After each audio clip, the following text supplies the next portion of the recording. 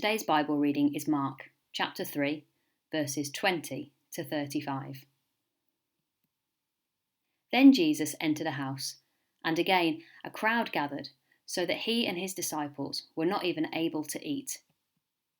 When his family heard about this, they went to take charge of him, for they said, "He's out of his mind." And the teachers of the law who came down from Jerusalem said, "He's possessed by Beelzebub. By the prince of demons, he is driving out demons."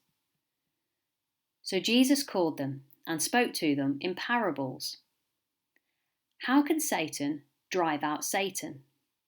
If a kingdom is divided against itself, that kingdom cannot stand. If a house is divided against itself, that house cannot stand. And if Satan opposes himself and is divided, he cannot stand. His end has come. In fact, no one can enter a strong man's house and carry off his possessions unless he first ties up the strong man. Then he can rob his house. I tell you the truth, all the sins and blasphemies of men will be forgiven them. But whoever blasphemes against the Holy Spirit will never be forgiven. He is guilty of an eternal sin.